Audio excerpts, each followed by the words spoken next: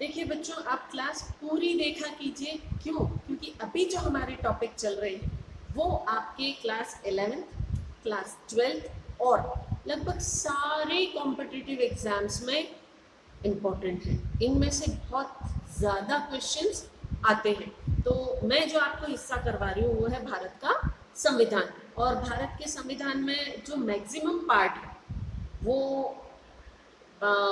जो मैंने 2 दिनों में करवा दी। एक तो संविधान की विशेषताएं, आपको मूल कर्तव्य कराए, फिर मौलिक अधिकारों का हिस्सा रहेगा जो बहुत बड़ा हिस्सा है, और फिर राज्य के नीति निर्देशक तत्व, और फिर है सारी संस्थाएं। ये सारी चीज़ें आपके लिए बहुत इम्पोर्टेंट रहती है, तो आप इनको बहुत अच्छे से कीजिएगा। और मैं कोशिश ये करती हूँ कि आपको सारे पॉइंट्स बहुत अच्छे से समझाऊं ताकि आपको कोई चीज़ छूटे नहीं। और आज जो हम टॉपिक करने वाले हैं वो है राज्य की नीति निर्देशक तत्व। देखिए, जब संविधान बनाया गया तो मैंने ये कहा था कि संविधान निर्माताओं ने अलग अलग देशों के संविधानों का अध्ययन किया और उनमें से जो जो चीज़ें अच्छी थी उन सबको हमारे संविधान में शामिल की गई। अब उनमें से जो है बात आती है राज्य के नीति निर्देशक तत्व, और वो हमारे संविधान में लिए गए हैं आयरलैंड के संविधान से। कहाँ से? आयरलैंड के संविधान से लिए गए हैं। तो राज्य के नीति निर्देशक तत्व, देखिए क्वेश्चन बनने शुरू हो जाते हैं हमारे यहीं से कि राज्य के नीति निर्देशक तत्व किस देश के संविधान से लिए गए हैं, पहला क्वेश्चन। दूसरा क्वेश्चन, संविधान के किस भाग में राज्य के नीति निर्देशक तत्व वर्णित है।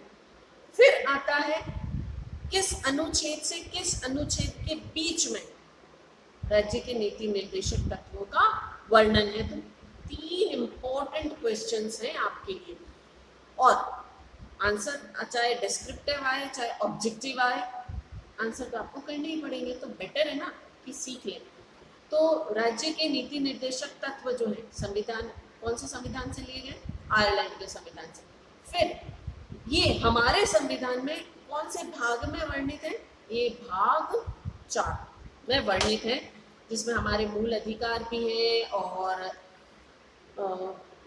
कर्तव्य वगैरह जो भी है वो सब उसी में है। तो राज्य के नीति निर्देशक तत्व भी इसी में वर्णित है। और अनुच्छेद 36 से लेके 50 तक, देखो 51 जो था वो क्या थे? मूल कर्तव्य। 36 से लेके 50 तक राज्य की नीति निर्देशक तत्व वर्णित है। अब 36 में क्या है?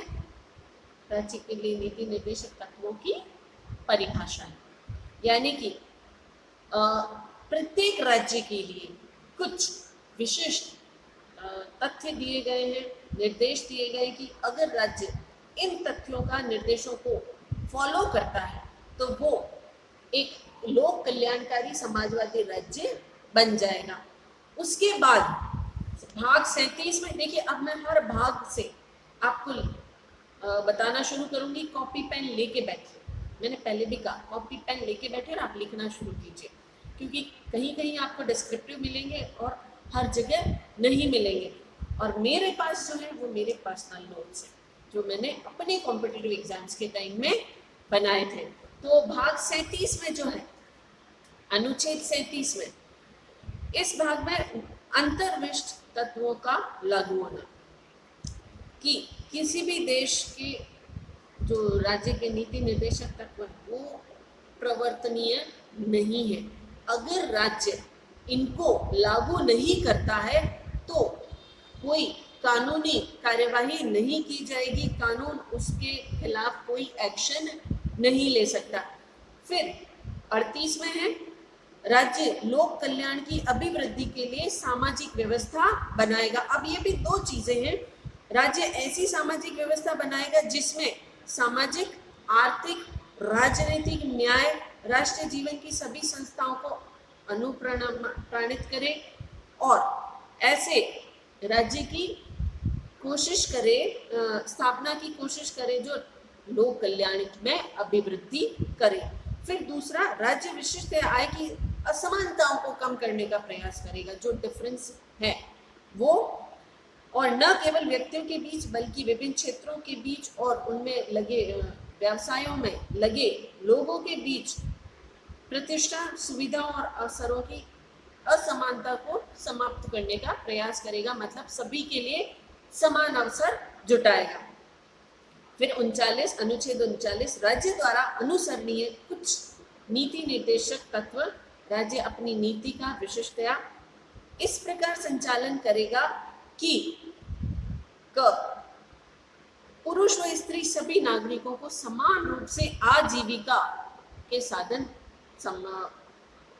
प्राप्त करने का अधिकार होगा। अगला, समुदाय के भौतिक संसाधनों का स्वामित्व और नियंत्रण इस प्रकार से बटा हो जिससे कि सामूहिक हित सर्वोत्तम रूप से हो। फिर आर्थिक व्यवस्था इस प्रकार से चले कि धन और उत्पादन संसाधनों का सर्व साधारण के लिए अहितकारी संकेंद्रण न हो, सेंट्रलाइजेशन न हो, सबके लिए डिस्ट्रीब्यूट करें और कॉमनली करें। फिर पुरुषों व स्त्रियों के लिए समान कार्य का समान वेतन, पुरुष स्त्री कर्मकारों के स्वास्थ्य और शक्तिकार बालकों की अवस्था का दुरुपयोग न करते हुए आर्थिक आवश्यकता से विवश होकर नागरिकों को ऐसे रोजगार में न जाना पड़े जिसमें उनके आयु या शक्ति के अनुकूल ना हो, ऐसी व्यवस्था करेगा कि वो अपनी जनता के आयु और उसकी शक्ति के अनुकूल सारे रोजगार उनको मिले, जैसे बच्चों को रोजगार ना करना पड़े, स्त्रियों को कठोर श्रम ना करना पड़े।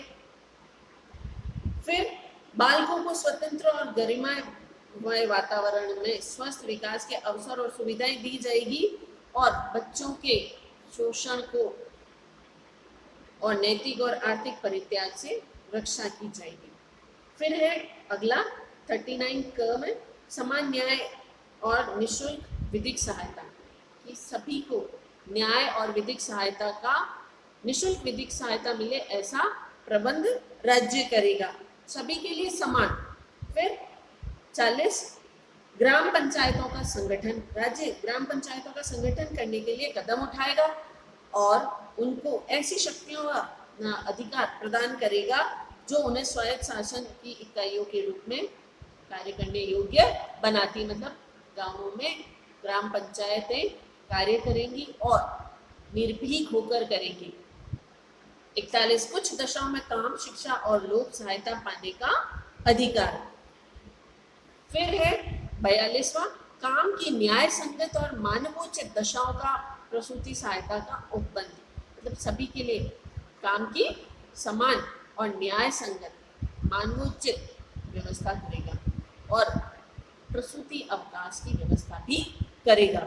फिर 43वें में कर्मकारों के लिए निर्वाह मजदूरी तय की जाएगी ताकि उनका भी शोषण ना हो, और सिर्फ कंस्ट्रक्शन साइट्स पर नहीं, चाहे कुटीर उद्योग हो, लघु उद्योग हो, बृहत उद्योग हो, हर जगह उनके लिए एक शिष्ट जीवन स्तर, स्वस्थ जीवन स्तर रहे और उनको समय समय पर अवकाश मिले जिसका वो संपूर्ण उपभोग कर सके। फिर 43 का उद्योगों के प्रबंध में कर्मकारों का भाग लेना। फिर 44 नागरिकों के लिए एक समान सिविल संहिता लागू की जानी चाहिए। राज्य भारत के समस्त राज्य क्षेत्रों में नागरिकों के लिए एक समान सिविल संहिता प्राप्त करने का प्रयास करेगा। फिर 45 अनुच्छेद 45 बालकों के लिए निःशुल्क और अनिवार्य शिक्षा का प्रबंध करेगा, सरकार की तरफ से किया जाता है। 6 वर्ष से 14 वर्ष तक के बच्चों के लिए सभी बच्चे, पहले ये 10 वर्ष की अवधि में थे, कब तक ये टेन्योर कब था कि सभी बालकों को निःशुल्क शिक्षा मिले, संविधान लागू होने के 10 साल के भीतर। लेकिन आगे जाने में फिर क्या है कि समय के साथ साथ जनसंख्या बढ़ी तो ये प्रावधान भी आगे बढ़ता गया और आज की स्थिति ये है कि राज्य में सभी बालकों के लिए 6 से 14 वर्ष के सभी बालकों को निःशुल्क शिक्षा प्राप्त करने का अधिकार मिले, वो इस अधिकार का फायदा उठाएं, ये राज्य सुनिश्चित करेगा, ये उसका कर्तव्य है। फिर अनुच्छेद 46 अनुसूचित जातियों, अनुसूचित जनजातियों, अन्य दुर्बल वर्गों की शिक्षा और अर्थ संबंधी हितों की अभिवृद्धि के प्रबंध भी करना राज्य के लिए नीति निर्देशक तत्वों में सम्मिलित है, ताकि वो उनको भी सामाजिक न्याय मिले और किसी भी प्रकार के शोषण से बचे रहें। फिर 47 अनुच्छेद 47 पोषाहार स्तर व जीवन स्तर को ऊंचा उठाने लोक स्वास्थ्य का सुधार करने का कर्तव्य भी राज्य का रहेगा। फिर 48 में कृषि व पशुपालन का संगठन, राज्य कृषि और पशुपालन के आधुनिक और वैज्ञानिक प्रणालियों की व्यवस्था करवाएगा, ताकि उनके जो भी कृषि और पशुपालन में संसाधन लगने हैं वो सबके लिए उपलब्ध हो सके। फिर 48 क पर्यावरण का संरक्षण तथा संवर्धन, वन्य तथा वन्य जीवों की रक्षा करना भी राज्य का ही कर्तव्य रहेगा। फिर है 49वां राष्ट्रीय महत्व के स्मारकों, स्थानों और वस्तुओं का संरक्षण करना। ऐसे उपबंध करेगा राज्य कि राष्ट्रीय महत्व के यानी कि सार्वजनिक संपत्ति, स्मारक, वस्तुओं और स्थानों का संरक्षण करना, उनका मेंटेनेंस करना भी राज्य का कर्तव्य है। फिर 50वां और आखिरी कार्यपालिका से न्यायपालिका का पृथक्करण, कि कार्यपालिका एग्जीक्यूटिव सरकार और न्यायालय पृथक होंगे। न्यायालय सरकार से प्रभावित नहीं होगा, बल्कि न्यायालय सरकार को समय समय पर आवश्यक होने पर, राय मांगे जाने पर राय देगा। तो इस तरीके से अब देखिए लोक सेवाएं, भर्तियां, ये सब भी एक राज्य का ही कर्तव्य है। जनता के लिए ये सारे साधन जुटाना राज्य का कर्तव्य है। और संविधान निर्माताओं ने यही सोचकर कि प्रत्येक राज्य में प्रत्येक नागरिक को अपने समस्त अधिकारों को प्राप्त करने का अधिकार है, और इसको कौन उपलब्ध करवाएगा, इस सारी व्यवस्था को कौन करेगा, राज्य करेगा, और वो उसके नीति निर्देशक तत्वों का हिस्सा है। ओके बच्चों, आई होप आप लोगों को ये चीज़ें समझ में आई होंगी। अब हम नेक्स्ट क्लास में अधिकारों का हिस्सा शुरू करने वाले हैं। So stay tuned with me. Okay, thank you.